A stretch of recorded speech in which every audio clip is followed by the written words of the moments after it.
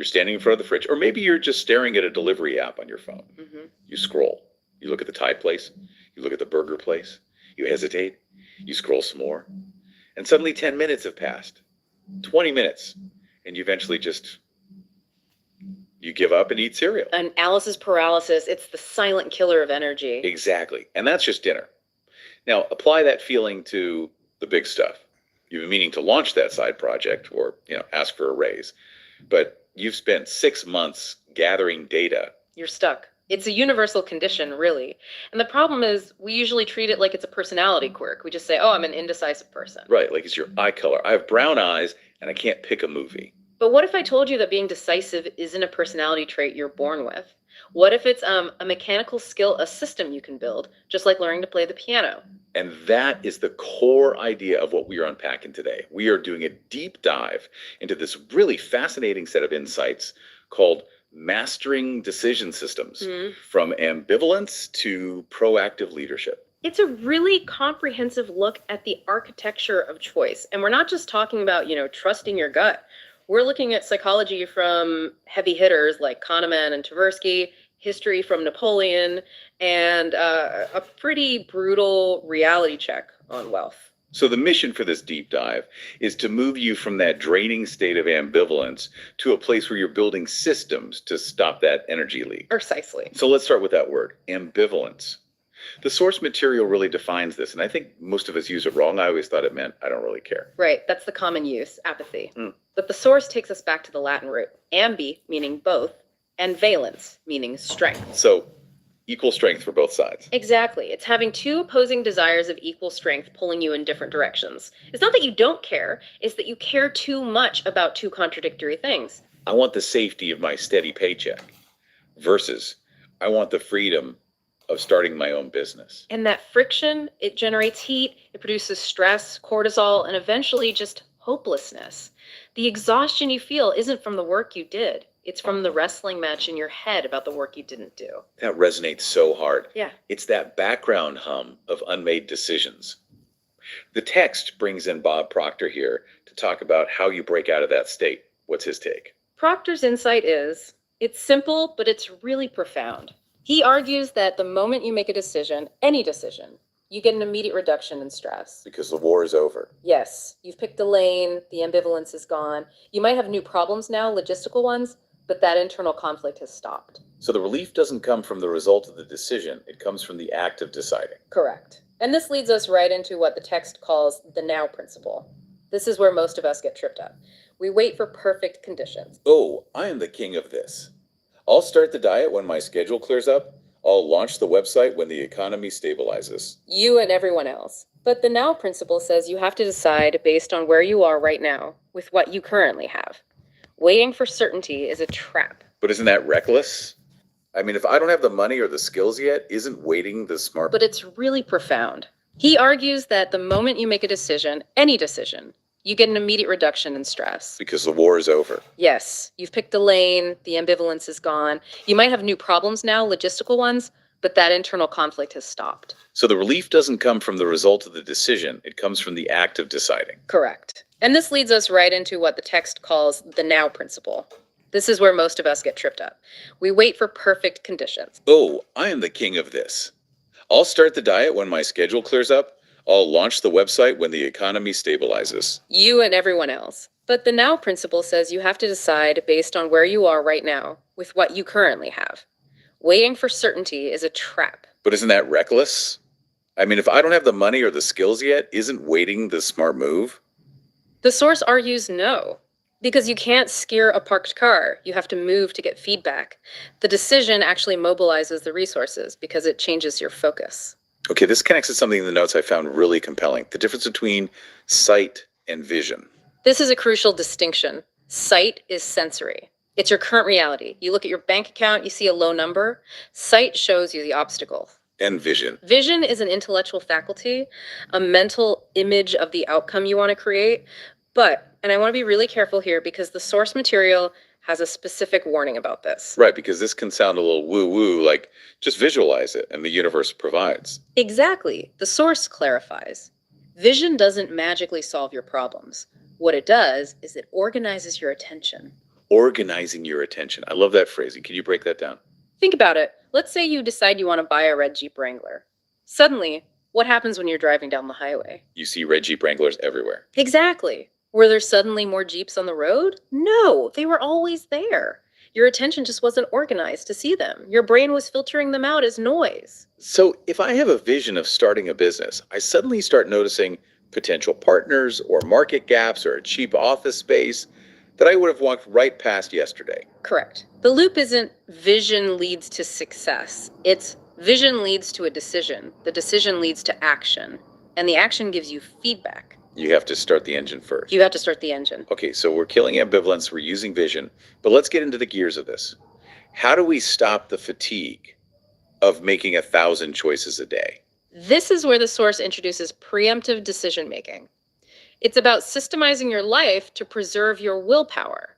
Think of willpower like a phone battery. You wake up with a full charge. And every time I decide between the blue shirt or the white shirt, I lose 1%. Exactly. Every trivial debate drains the battery. By 4 p.m., you're at 10%, and that's when you make bad choices. Preemptive decision making is about making a choice once that applies to the future. The classic example is meal planning, right? It sounds boring, but it's actually high performance. It is. If you wait until 6 p.m. when you're hungry and tired to decide what to eat, you're relying on willpower when it's weakest. You will lose. But if you decide on Sunday what you're eating Wednesday, there's no debate. You just execute. It's like Steve Jobs wearing the same black turtleneck every day. He was reducing cognitive load. But the source goes deeper. It talks about applying this to your values in your work, and it references Abraham Maslow. Maslow, the hierarchy of needs guy. The very same. Maslow talked about inner guidance. He saw that high achievers tend to make decisions based on their own internal authority, not by looking around to see what everyone else is doing. How does that work as a preemptive decision, though? It acts as a filter. For instance, you decide in advance, I only collaborate with people who take action. That's a preemptive rule.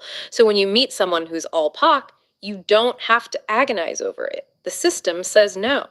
That is so powerful. It saves you from that social pressure of, well, maybe I should be nice. No, the decision was made 3 months ago. It's liberating. And this connects to a comforting thought in the text about connecting the dots. We stress because we can't see the whole roadmap. We want the guarantee. But clarity is almost always retrospective. You can only connect the dots looking backward. You have to trust that if you stick to your systems, the dots will eventually connect. You can't see it while you're in the mess. So we've got the personal side covered. But what about teams? Most of us work in teams. And the source suggests that groups have a whole different set of problems. They do. The text basically says that smart people often make terrible decisions when they get into a group. It's not about intelligence. It's about cognitive biases. And this is where we get into the heavy hitters. Mm-hmm. Daniel Kahneman and Amos Tversky. The fathers of behavioral economics, yeah. The source highlights 2 specific traps. The first is the availability shortcut. Break that down for us. This is our tendency to overestimate a risk because of one vivid, scary story we heard. Instead of looking at the actual data, our brains prioritize information that's easy to recall. So in a team meeting, someone suggests a new product launch. And one person says, wait, remember what happened to company X? It was a disaster. Exactly. And because that story is dramatic, everyone freezes. That one anecdote overrides the statistical fact that, say, 90% of similar launches succeed. The story just feels heavier. So what's the fix? You have to interrupt the pattern. The source suggests you ask, is that story the rule or is it the exception? You force the group to look for a pattern, not just an anecdote. I love that. Is this a pattern or an anecdote? Okay, Yeah. What's the second bias? Anchoring. Anchoring is everywhere. It means the first piece of information shared in a discussion tends to dominate the entire conversation. It anchors everyone's thinking. Like in a salary negotiation. The first number on the table sets the tone. That's the classic example. In meetings, if the first person to speak offers a strong opinion, everyone else tends to drift toward it. It kills independent thought. So how do we pull up the anchor? The source has this brilliant reset question. If we were starting fresh today with no history, what would we decide? That clears the board. It forces you to look at the data now, not the anchor of the past. The takeaway is that biases don't disappear just because you're smart. They disappear because you build systems to check them. Speaking of success, we need to talk about the wealth section. There is a statistic in this deep dive that absolutely floored me. It's a stark breakdown. The source lists the primary source of wealth for the ultra-wealthy. 75% are entrepreneurs, 15% are investors, 10% are others, inherited wealth, actors, top athletes. Right, so that's 100%. What about employees? 0. 0%. That is confrontationally stark. It's a brutal reality check. And I think it's important we interpret this correctly. Right. What is the text actually saying here? It's saying the path to exponential impact and wealth isn't about working harder. There are plenty of employees who work incredibly hard, but they're trading time for money. It's a linear equation. If you stop working, the money stops. Whereas builders and investors create systems. Exactly. They own the vehicle. They create value that exists whether they're in the room or not. You have to own the system. And this ties back to decision making, because moving from an employee mindset to a builder mindset, that's a decision you have to make for yourself. It's a terrifying decision for many. And the source uses a great historical case study here to illustrate it. Charles M. Schwab. Not the brokerage guy, right? No, different Schwab. The steel magnate. He was Andrew Carnegie's right-hand man, but he had a vision to create U.S. Steel, the first billion-dollar corporation in history. And to do that, he had to convince J.P. Morgan, the most intimidating financier on the planet. Correct. And Schwab didn't wait until he had every guarantee. He didn't wait for the market to be perfect. He moved first. He pitched the vision, secured the deal, and then he built the reality. It echoes that famous quote from Napoleon in the text. Something about circumstances. Circumstances. I make circumstances. That's the ultimate proactive stance. Leaders don't wait for the environment to be right. They act to shape it. But, and this is a big but, what happens when you act and it goes wrong? Because it will go wrong. Oh, it absolutely will. If you're making decisions, you are going to make bad ones. And the source brings up Babe Ruth to illustrate this point. The baseball legend. Everyone knows him for the home runs, 714 of them. But the text points out the stat we don't celebrate. Babe Ruth also had 1,330 strikeouts. That's almost double the home runs. Exactly, but we don't remember him as the strikeout king. We remember the hits. The lesson is that volume leads to mastery. You can't get the home runs without being willing to look foolish at the plate. Failure is just data. I think that's where the analysis paralysis comes from again. We treat a wrong decision as a character flaw. We think, I'm stupid or I'm not cut out for this. Instead of treating it as a data point, the source suggests a hindsight reflective loop. Instead of regret, you look back and ask, what would have happened if my ability had been more refined? That's a subtle shift. It's not I am bad. It's my system needs tuning. Precisely. You view yourself as a machine that you're constantly tuning. Failures isn't personal. It's a diagnostic test that says, hey, tighten this bolt, adjust this filter. Okay, let's get practical. The source provides a 7-day starter plan. I want to run through this because it's super actionable. It's a great way to break the inertia. But you're right, simple doesn't mean easy. Day 1, define your identity as a decision maker. This is about rewriting the script in your head. You have to consciously write down, I am a person who decides quickly and corrects course. You have to Skipping to day 5, create a rule to remove a daily debate. go back to the meal planning or the Steve Jobs turtleneck.